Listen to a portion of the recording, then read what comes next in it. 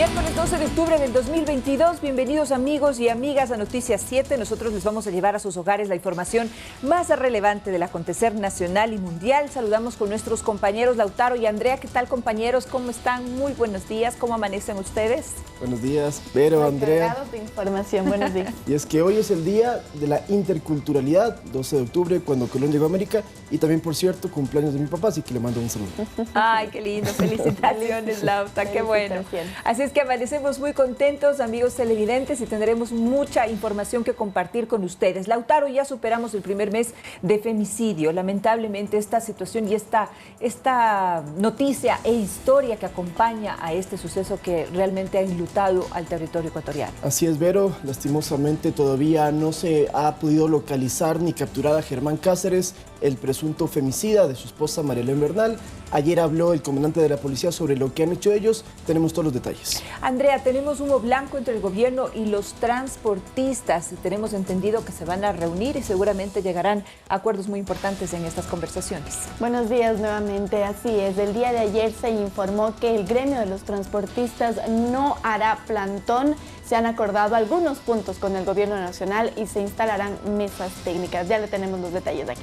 Revisaremos estas informaciones, amigos televidentes, y también les contamos que hoy nos acompañará en nuestro espacio de entrevistas el excomandante general del Ejército, Luis Altamirano, para conversar con él sobre la crisis carcelaria y las estructuras narcotraficantes en nuestro país. Además, les hacemos una invitación, amigos, para que nos puedan sintonizar a través de www.eltelegrafo.com.es. Recuerden que somos retransmitidos por Radio Pública FM y pueden participar y también sintonizarnos, por supuesto, a través de nuestras redes sociales. Bienvenidos.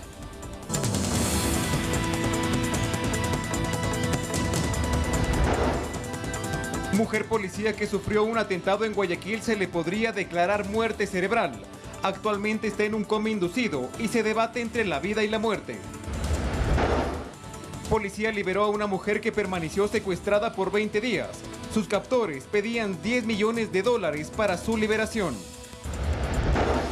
Padres de familia denuncian el robo de teléfonos celulares de sus hijos en el interior de un colegio privado de Quito. El sospechoso habría entrado a la institución con permiso de la rectora.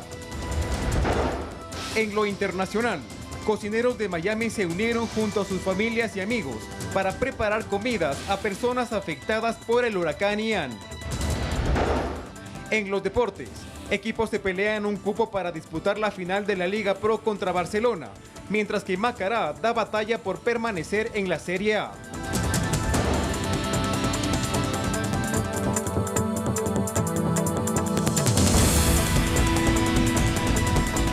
De la mañana con 3 minutos, los médicos que atienden a Verónica Songor, policía que fue lamentablemente baleada por delincuentes en una UPC de la ciudad de Guayaquil, indican que se le podría declarar muerte cerebral. Su corazón dejó de latir en 2 ocasiones y sus familiares esperan un milagro.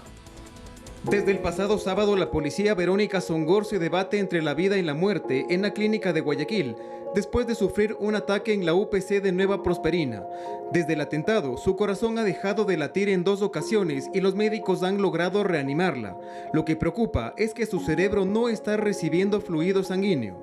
La incógnita es cuánto tiempo estuvo parado ese corazón y no irrigó, no llegó sangre, no fue bombeada sangre arriba al cerebro, ¿no? Según confirmó la policía, la mujer de 24 años recibió 6 impactos de bala.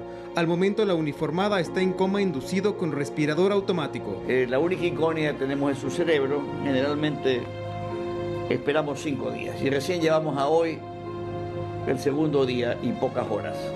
Según el doctor Roberto Gilbert, existe una probabilidad de que se le declare muerte cerebral. Mientras tanto, en los exteriores de esta casa de salud, sus familiares esperan un milagro. Las condiciones dicen que es media crítica, pero esperemos que concurra el tiempo y vaya reaccionando ella. Yo he visto milagros, ¿no? En tantos años de profesión he visto cosas que científicamente y matemáticamente daban para nada y de repente comenzaron a cambiar. Esos son milagros. Por este caso se realizaron 25 allanamientos y existe al menos una docena de detenidos. Se tiene 10 detenidos, 3 aislados por menores de edad. Dentro de los operativos también se decomisaron decenas de armas de fuego y centenares de municiones de alto calibre. El atentado se adjudicó al cartel Jalisco Nueva Generación, según consta en panfletos que fueron arrojados en la unidad de policía atacada. Allí se encontraron al menos 16 indicios balísticos. Edison Saavedra, Noticias 7. Lo que han dicho los especialistas entonces es que se debe esperar al menos 3 días para mirar y evaluar cómo está el cerebro de Verónica Songor. Ella, recordemos, fue atacada el pasado fin de semana en una UPC de la Nueva Prosperina en el noroeste de Guayaquil. Ahí delincuentes atentaron contra su vida. Ella fue trasladada a una casa de salud y es ahí donde permanece. También la Fiscalía ya ha informado que las personas que fueron detenidas por este atentado son 10 en total y 3 menores de edad. Están siendo procesados, 6 de ellos ya tienen prisión preventiva a esta hora. Y de esos 6 hay 3 que son procesados o acusados de tentativa de asesinato, los demás es por tráfico de drogas y también por tenencia de armas. El caso del séptimo que no está con la prisión. También ha mencionado el doctor Roberto Gilbert, que es el director del hospital donde está atendida Verónica Songor, que él ha visto milagros en su larga trayectoria y la de su padre también. Han visto una serie de milagros cuando pareciera que no hay nada que hacer. Por eso confían que en estos 3 días que faltan se pueda saber si se recupera Verónica Songor, cuyos órganos, el resto de órganos, el hígado, el corazón mismo, están en buen estado. El problema es evidentemente el tema del cerebro, porque no bombeó durante las 2 ocasiones que estuvo con los infartos. Ella llegó al hospital sin vida, por cierto, no tenía signos vitales, lograron reanimarla, pero se mantiene hasta el momento en coma inducido. 24 años y tenía 1 año 7 meses en la institución policial. Su primera designación fue en esta zona, la zona 8. Mientras tanto, también nos ha mencionado la policía que van a hacer nuevos operativos para controlar que en las UPCs no haya nuevos atentados de este tipo, que lastimosamente, esperemos, no vuelvan a enlutar al país. Ojalá se recupere pronto Verónica Songor. Ahora les contamos, amigos, en otro tema, que el trabajo de la Policía Nacional permitió el rescate de una mujer secuestrada durante 20 días en la provincia de Manabí. Sus captores pedían $10 millones para su liberación.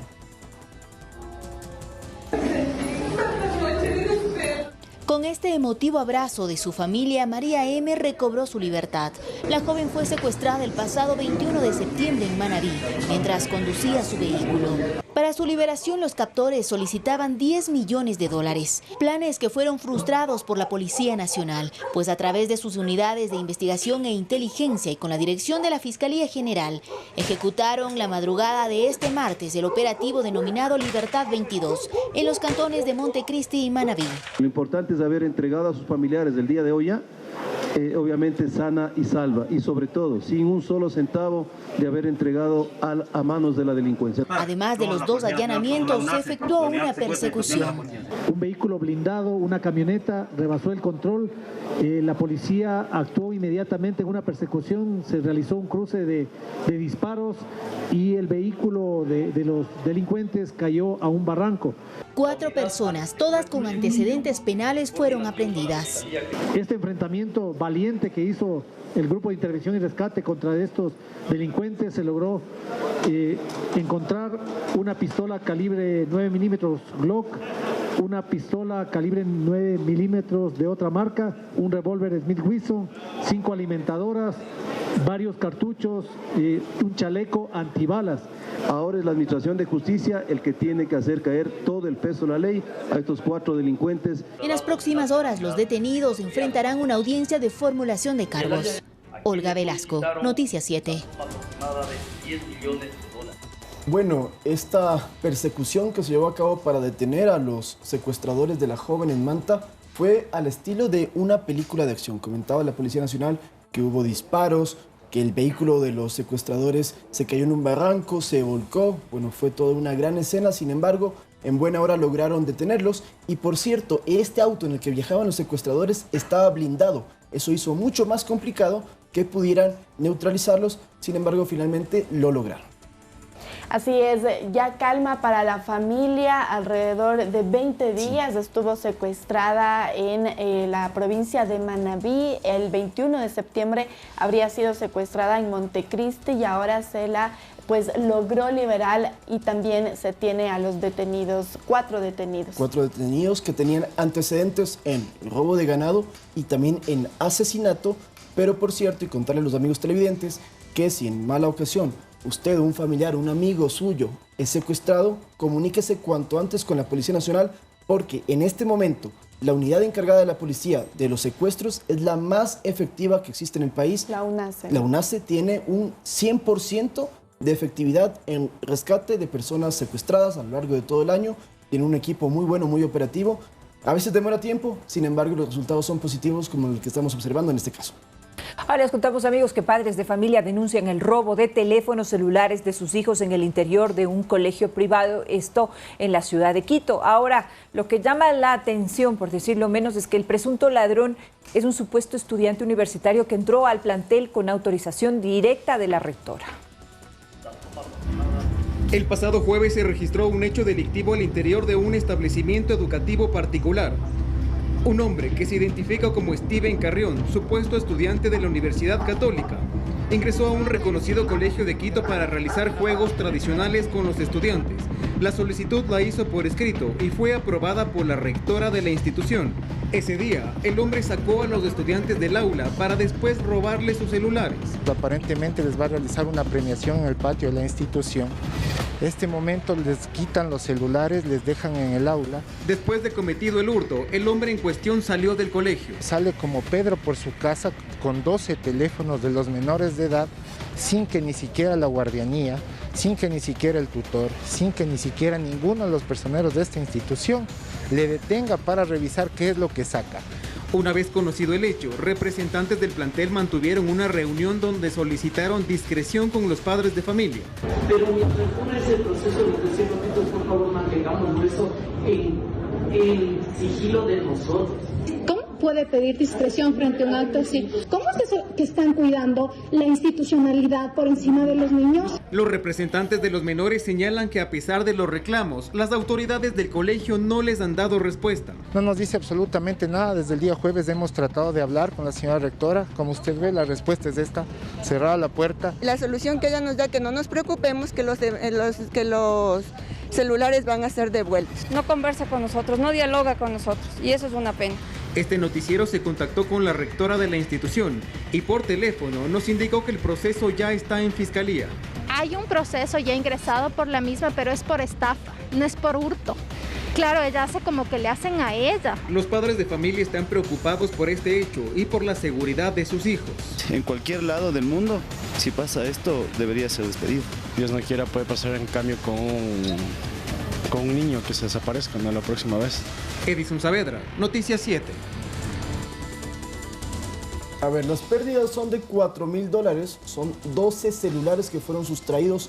¿Cómo lo hizo este sujeto? Bueno, como parte de lo que escuchamos en la nota, él llega, él dice que es de una universidad y lo que le quiere enseñar a los chicos de entre 13 y 14 años es a que puedan tener una vida sin estar apegados al celular. Es decir, dice que estaba haciendo un proyecto. Exactamente. Entonces incluso presenta un certificado de la Universidad Católica, ¿no? La Universidad Politécnica Pontificia Católica, que no existe porque la universidad no se llama así.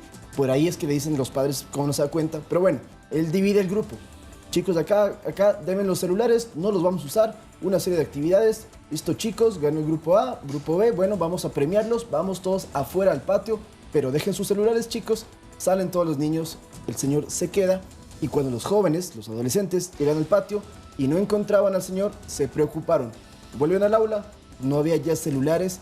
Y ahora el gran escándalo, están pidiendo una reparación, tanto económica como psicológica, para todos los menores. Ahora, Andreita, ¿qué pasa con la rectora? Porque se supone que la rectora, como ente primordial de control y de organización del colegio, dio supuestamente la autorización para que entrara este estudiante. ¿Qué es lo que ha dicho ahora después de este hecho? Sí, hasta ahora no hay declaraciones oficiales de la rectora. Lo que sí hay es de los padres de familia, que dicen que incluso después de que los estudiantes reportan este incidente, no se les avisa a los padres de familia lo que ocurrió dentro del del colegio. Es por eso que reclaman, porque dicen que incluso luego en una reunión, un día más tarde en una reunión, les habían pedido guardar sigilo de este incidente, guardar silencio también de este incidente, y eso es lo que ellos critican. Evidentemente, primero, al dejar ingresar a una persona a la que no se le verificó si en efecto era una persona que venía de alguna universidad, y luego de que ocurre este robo a los estudiantes, no se da cuenta a los padres de familia, y los estudiantes, una vez que llegan a sus hogares, recién pueden contar lo que ocurrió. Y que dejaron solos a los estudiantes con este sujeto, porque la rectora es la que lo presenta, pero luego ella se va, el inspector tampoco participa, no están haciendo un monitoreo constante de quién era este extraño con sus hijos, un caso que en verdad pues ha generado conmoción en muchos padres y activa alertas en otras unidades educativas de cómo son los protocolos en este tipo de casos, porque en el tema de robos, André, no es el único caso, ¿no? Así es, el día de ayer hubo un plantón de los estudiantes del Colegio Montúfar, esto en el sur de la ciudad de Quito. Ellos también estaban reclamando a las autoridades por su gestión. Ellos han dicho que hace algunas semanas hubo un robo dentro de las aulas. Los mismos estudiantes del Colegio Montúfar habrían revisado las carteras, las mochilas de los estudiantes. Se robaron alrededor de $37. Han reportado esto a las autoridades y según los testimonios de los estudiantes, aún no se ha dado con los responsables, no se ha sancionado a los estudiantes que tuvieron este robo, y el día de ayer incluso se puso ya la renuncia del rector. El rector ha renunciado del Colegio Montúfar, pero aún no se sabe de esta sanción que se va a poner a los estudiantes que robaron dentro del mismo colegio. Ahora, según una abogada, una experta en la materia penal, la omisión de la denuncia podría acarrear una pena, una sanción para la autoridad de este plantel. Inclusive se está hablando de 15 días de prisión. Es decir, es una falta sumamente grave el hecho de que ella no haya denunciado inmediatamente esta situación. Estaremos entonces expectantes de cuáles son las declaraciones de la rectora y cuál es la defensa que ella tiene para argumentar en este caso. Ahora les contamos, amigos, que este martes se cumplió un mes del asesinato de la abogada María Belén Bernal, un presunto caso de femicidio cuyo principal sospechoso, su pareja, el teniente de policía Germán Cáceres, sigue prófugo de la justicia. El fruto de tu vientre, Jesús. Santa María. Hace un mes que Elizabeth Otavalo no descansa. La madre de María Belén Bernal aún pide justicia por el femicidio de su hija. Germán Cáceres salió del país la madrugada del 14 de septiembre, 2 días después de estrangular a su esposa aquí, en el denominado Castillo de Grey School, en la Escuela Superior de la Policía. Un edificio que, aunque no será destruido, guarda el recuerdo del capítulo más oscuro del lugar para la formación de oficiales de la Policía Nacional. Y es que el cuerpo sin vida de María Belén fue hallado el 21 de septiembre, 10 días después, en el Casitagua, una montaña cercana a la Escuela Superior. La identificaron por un tatuaje y su vestimenta. Reconocí su pijama y reconocí su ropa y vi la forma como la enterraron. Desde que el caso saltó a la luz, el comandante general de la policía, Fausto Salinas, ha rendido cuentas sobre las acciones para localizar a Cáceres. Este martes, en la comisión especializada por el caso Bernal, explicó que al teniente no se lo podía capturar porque no había una orden en su contra. Es imposible que ninguna institución pueda detener a una persona sin una orden legal. Por eso Salinas, a quien le habían dado un ultimátum para hallar a Cáceres, asegura que no hubo negligencia policial, porque actuaron hasta donde les permitía la ley. Al abandonar el país no tenía ninguna restricción legal en la cual se le podía detener o se le podía realizar vigilancias y seguimientos. En la comisión también acudió el general Freddy Goyes, otro oficial al que le pidieron el cargo a disposición, y en la comparecencia explicó que estuvo fuera del país hasta el 10 de septiembre. El titular de la Policía Judicial aseguró que al reintegrarse ya estaba activa la boleta de captura. Y regreso el día sábado y me reincorporo el 13 de septiembre porque hasta esa fecha yo tenía las vacaciones. Pese a que la Policía Nacional señala que ha actuado conforme a sus competencias, el Ministerio del Interior, que el caso no quedará impune, y la familia de la abogada clama por justicia. Y en ese momento, yo como policía judicial a nivel nacional emito un documento que se encuentra aquí presente, y en este documento menciono que se hagan todas las acciones pertinentes para la detención del ciudadano. El tiempo pasa y el juicio por femicidio no podrá entablarse hasta que Cáceres se encuentre de cuerpo presente. Lautaro Andrade, Noticias 7. No se podrá llevar a cabo el juicio por femicidio si Cáceres no participa, como lo dijimos en la nota, presencialmente. Por eso es que dice la madre de Mariela Bernal que tienen que capturarlo para que esto no quede en la impunidad, porque de lo contrario, si Cáceres pues, se mantiene prófugo por siempre, nunca habrá esta justicia que ella está exigiendo. Y dentro de todo este proceso de investigaciones y todo el proceso penal, la Comisión Interamericana de Derechos Humanos va a participar. Ya llegó un comunicado mediante la Cancillería a la Secretaría de Derechos Humanos aquí en el país para informarles que el alto comisionado va a venir a entrevistarse con Elizabeth Otavalo, la madre de María Belén Bernal, y va a acompañarla durante todo este proceso porque, reiteramos, sigue inconcluso. Cáceres se sabe que está fuera del país, no se conoce exactamente o no se lo ha querido revelar dónde se encuentra. La policía tiene indicios, no lo puede decir por temas de las investigaciones para no truncarlas. Sin embargo, sí se conoce que salió del país el 14 de septiembre en motocicleta desde Quito, cruzó la frontera, llegó a Pasto y finalmente llegó a Medellín. Y desde ahí no se puede dar más información de dónde está Cáceres. Muy bien, ahora André. Así es, ahora les cambiamos de tema y les contamos que Leonardo Lazo, hasta ayer secretario de Comunicación, presentó su renuncia irrevocable al cargo. Él llegó hace menos de 4 meses en reemplazo de Eduardo Bonilla y se tiene previsto que el día de hoy se conozca nuevamente a su reemplazo, que sería ya el tercero en esta administración en la Secretaría de Comunicación. Han circulado una gran cantidad de nombres en las redes sociales, todavía no hay confirmación alguna. Hemos conversado con diferentes fuentes y nos han mencionado que el presidente lo va a anunciar hoy, o sea que hasta el momento no se puede ya determinar quién será el nuevo secretario de Comunicación. Como tú lo dices, Andrea, entonces el tercero, mediante decreto ejecutivo, será posesionado. Muy bien, nosotros estaremos pendientes entonces acerca de este anuncio que próximamente realizarán las autoridades. Y ahora hacemos una pausa, pero cuando regresemos de la misma, amigos televidentes, nos acompañará aquí en vivo en nuestro espacio de entrevistas el excomandante general del Ejército, Luis Altamirano, para conversar sobre la crisis carcelaria y las estructuras narcotraficantes en el Ecuador. Ya regresamos después de la pausa.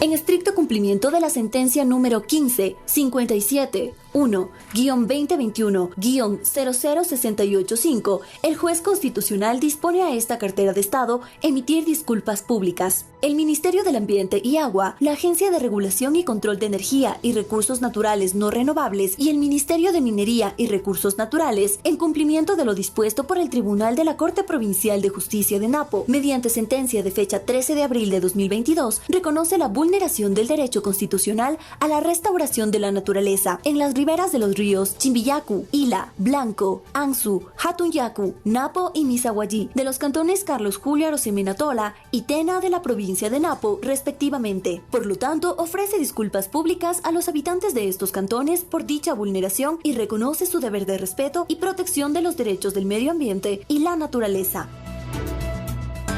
7 de la mañana con 25 minutos y como lo habíamos anunciado, ya se encuentra en esta mesa de trabajo Luis Altamirano. Él es excomandante del Ejército. Muy buenos días, general. Muchísimas gracias por su presencia el día de hoy aquí. Y quisiera empezar preguntándole cómo ve usted lo que sigue ocurriendo en el sistema carcelario, estas masacres. ¿Cómo entenderlas? Buenos días.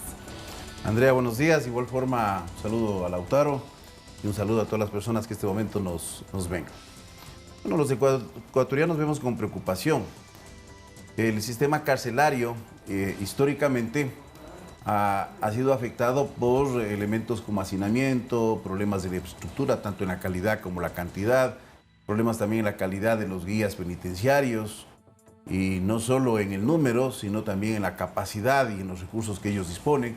Hay problemas de corrupción, hay problemas de violencia frente a las personas que están privadas de la libertad. Sin embargo, aquí hay 4 elementos innovadores que prácticamente se presentan durante este tiempo, y el uno de estos es la violencia desmedida con la que se vienen produciendo una serie de actos en las cárceles a partir especialmente del 2021. Esta violencia también se suma la cantidad de personas que son privadas de su vida y también afectadas de la integridad física. Y a esto también tenemos lo que es esta mediatización, hay una viralización de imágenes que a la final produce, yo diría, un cuarto efecto, que es justamente una pérdida de la sensibilidad en la sociedad, porque ya estos eventos nosotros los estamos viendo como que se trataran de eventos cotidianos.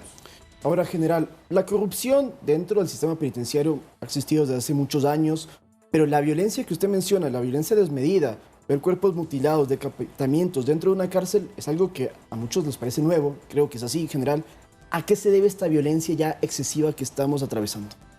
Bien, no podemos nosotros desconocer cuál es la situación de la influencia que se tiene por parte de las organizaciones criminales y sus nexos que tienen con organizaciones de naturaleza local. En el país lo que tenemos son redes de organizaciones criminales y lógicamente también otras organizaciones criminales que son menores, pero que tienen estrictamente nexos a través de los nodos de estas redes. O sea, no podemos comparar a nuestras bandas criminales, lastimosamente decir bandas, nuestras bandas, las bandas que operan aquí, no podemos compararlas con los carteles mexicanos o colombianos de antaño. No es comparable. Aquí hay que tomar en cuenta de que una cosa es una organización jerárquica en donde hay una estructura de naturaleza vertical. Este ya no es el estándar para operar. Una de las formas de eludir justamente a los organismos de justicia es a través de la segmentación en la cadena de producción. Y para eso las organizaciones criminales se articulan en una serie de nodos en donde tenemos aquí operadores. Entonces comparar, por ejemplo, en un momento determinado a quien era Norero con Pablo Escobar, pues hay una diferencia abismal en eso, en tanto de la funcionalidad que cada uno de ellos tenía en estructuras que son naturalmente diferentes. General, pero más allá también de este diagnóstico, ¿cómo entonces de enfrentar a lo que está ocurriendo en el sistema carcelario? ¿Cómo está funcionando también el sistema de inteligencia que nosotros tenemos dentro del Ecuador? No, hay una serie de deficiencias en el sistema carcelario. Nosotros hemos visto pasar en este momento 6 directores, a pesar que son 5, pero son 6 periodos de gestión. Entonces tenemos un promedio de 1 cada 3 meses. Y cada uno, lógicamente, vendrá con su equipo y tendrá también sus propias visiones. Y esto no ayuda a generar una política pública en el área carcelaria, más allá de la eficiencia de una política de seguridad, de una eficiencia que existe en una política penitenciaria específicamente. ¿Es suficiente en ese aspecto solo tener al SNAI, seguir manejando el sistema carcelario solo con el servicio que presta el SNAI? Es que el problema del sistema carcelario no es simplemente la pena retributiva de la privación de la libertad.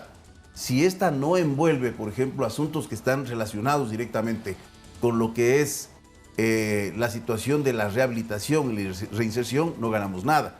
Se está trabajando en el área de seguridad, pero se está generando problemas a futuro. Se está buscando, por ejemplo, en este momento, el incorporar 1.300 a 1.400 guías penitenciarios en procesos de formación reducida. Es decir, estamos mandando novatos a enfrentar situaciones altamente complejas. Entonces no estamos entendiendo de que habían otro tipo de soluciones. Tenemos una mirada muy policial del problema. El momento que usted puso el último director del SNAI, inclusive algunas semanas venía cumpliendo 2 funciones. Y desde una mirada exclusivamente policial del tema, en donde también la influencia de la ausencia de una verdadera inteligencia penitenciaria que se relacione a los problemas que existen de seguridad en la penitenciaría y que no utilice como fuente de información a los reos por la situación que se está dando en las cárceles, lógicamente va a desatar estos niveles de violencia y barbarie que hemos visto. Entonces, general, si entendemos bien, quizás el ejército debería participar más activamente también en colaborar con este tema carcelario. ¿Considera usted que ese sería el camino? Mire, yo no creo que el camino es militarizar la seguridad ciudadana. Estamos frente a un déficit de recursos. Estos recursos tienen que ser cubiertos. Sin embargo, los anuncios que viene haciendo el gobierno, a todas luces, lo que nos está mostrando es que los anuncios no se compadecen con las realidades presupuestarias. Porque, en primer lugar, se dice que se va a incrementar un pie de fuerza importante Aquí estamos hablando de 30.000 policías, pero solo la incorporación de 7.500 policías equivale en términos salariales y en términos de alimentación, y no hablo de equipamiento ni gasto operacional, a todo el presupuesto del sistema carcelario nacional, e inclusive con 25 millones de dólares adicionales. Es decir, no estamos hablando de poca cosa. Entonces hay que orientar el trabajo en funciones fundamentales. Función judicial, unidad de análisis económico y financiero, que este año ha recibido un gasto de inversión de $49.600. Inclusive los televidentes van a pensar que me he equivocado, pero son valores que asustan. Y lo que son las fuerzas del orden. Ahí en las fuerzas del orden, cuando uno revisa el presupuesto de la Policía Nacional, se encuentra que la inversión de este año ha sido apenas del 1% del total de ese presupuesto, que es de 13 millones, que todavía ni siquiera se ejecuta en su totalidad porque hay una incapacidad de gestión.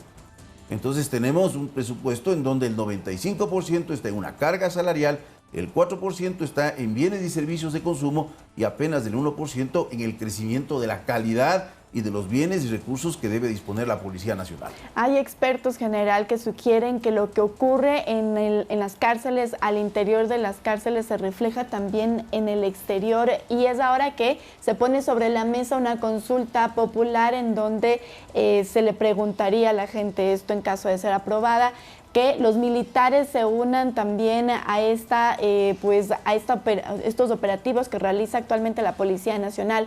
¿Cómo ve usted esto? ¿Es pertinente también que los militares salgan a las calles? Es pertinente, y digo, por la educación también que ellos tienen, que evidentemente es diferente a la de un policía nacional.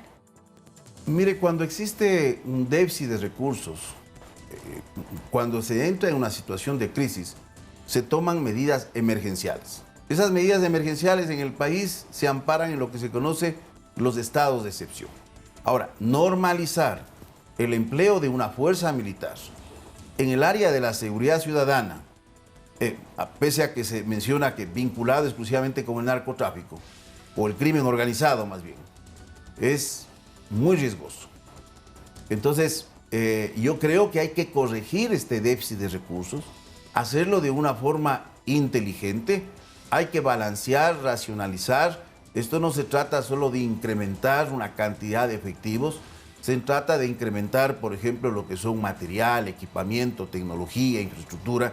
Es decir, es un problema altamente complejo. Si nosotros vemos, por ejemplo, en el sistema carcelario actualmente, de los 127 millones de dólares que se presupuestó para el sistema carcelario, 30 millones son apenas para gastos de inversión. Y yo le mencionaba, inclusive los gastos de inversión del sistema carcelario, bastante limitada la gestión, porque hasta lo que yo pude revisar, no había un nivel de ejecución que sobrepasaba el 10%. Entonces estamos viendo limitaciones en la capacidad de gestión, pero estamos viendo también limitaciones en los recursos presupuestarios. Y si nosotros vemos a futuro, tampoco hay un crecimiento exponencial de los recursos del Estado para atender estas decisiones que el día de mañana nos van a traer nuevos problemas. Pero, por ejemplo, destinar recursos para la construcción de una nueva cárcel de máxima seguridad, ¿sería viable? O, mejor dicho, repotenciar más la cárcel de La Roca y enviar ahí a los cabecillas. ¿Esa podría ser una solución emergente, como usted lo ha mencionado, general? Sí. O sea, mire, pueden ser alternativas. Pero cuando se tiene una política pública que vaya a balancear los diferentes elementos que van a influenciar en alcanzar el objetivo y las metas que se establezcan, bueno, bienvenido sea. Pero mire, si tenemos, por ejemplo, otros elementos que nos pueden ayudar.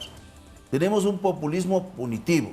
Si nosotros solo revisamos la correlación que existe entre la prisión preventiva y el nivel de hacinamiento, vamos a encontrar inclusive datos muy similares. En el 2018, la prisión preventiva, quienes estaban detenidos por prisión preventiva, era el 34% de los reclusos. Y el hacinamiento estaba justo en 34%. En el 2019, los dos valores subieron aproximadamente a 36%. En el 2020, estuvo en 28-29% el nivel de hacinamiento y la prisión preventiva estuvo en 38%. Ahí hay una diferencia. Entonces, se tiene que hacer reformas. Tenemos una visión exclusivamente de sanción, de castigo. Por ejemplo, hay infracciones de tránsito que podrían ser retributivas a la sociedad a través de trabajo comunitario o programas inclusive de desintoxicación o programas de convivencia social obligatorios. Entonces, esas son algunas de las alternativas. Pero si tenemos una visión de que el problema del crimen organizado es solo el narcotráfico, también es reducido.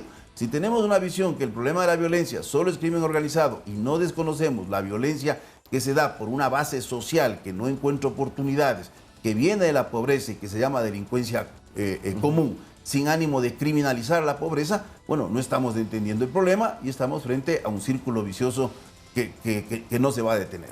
Usted hablaba también del presupuesto general. Para ello, ¿usted cree que es necesario volver a tener una especie de Ministerio de Justicia como tuvimos en años pasados para poder administrar de mejor manera el sistema carcelario en su integralidad? Mire, siempre es importante el que exista rectoría. Cuando se eliminaron 3 ministerios que cumplían una función sumamente importante, el Ministerio Coordinador de Seguridad, el Ministerio del Interior y el Ministerio de Justicia, se eliminó la rectoría en esas áreas. ¿Qué sustituyó a la final toda la problemática de manejar un sistema tan complejo? Un gabinete sectorial de seguridad que estuvo liderado hasta hace pocos meses, diríamos, por el sector defensa. Una visión miope y equivocada del manejo y la gestión de la seguridad en el país. Ahora, restituir instituciones no es fácil, porque no es cuestión de firmar un decreto. Ahí había experiencia, ahí había capacidad, ahí había una inversión. Y el tiempo es uno de los elementos que como recursos no se puede acumular, nadie puede ahorrar tiempo. Ahí se perdió tiempo. Entonces yo creo que hay que despolitizar esta visión que se tiene sobre la seguridad, porque vivimos de narrativas y discursos como los que hemos visto, yo diría, en los últimos meses, en donde se utiliza la demagogia, se utiliza el miedo a la sociedad, se utiliza el prejuicio, se utilizan las emociones, con la finalidad de decir que esta es la primera vez que se está combatiendo el narcotráfico. Y no es así. Mire, hay una serie de elementos que hay que analizar en términos del contexto estratégico internacional y del contexto que vivimos nosotros en el país. Muy bien, un tema largo y álgido de tocar, se nos queda corto el tiempo, pero le agradecemos nuevamente por estar en esta mesa de trabajo, 7 de la mañana con 39 minutos. Nosotros nos encontrábamos con Luis Altamirano, excomandante general del Ejército. Nos vamos a una pausa, amigos, pero al regresar les tendremos un extracto de la entrevista con Neisy Dajomes en Fanático. Ganó la medalla de oro y rompió un récord suramericano en la división de los 87 kilogramos en los suramericanos de Asunción. Ya volvemos.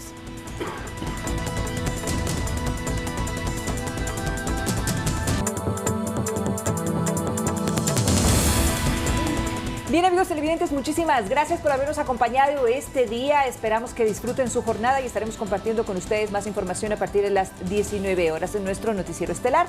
Compañeros, que tengan un excelente día también para ustedes de trabajo y estaremos entonces más adelante. Buena jornada. Buen miércoles para todos.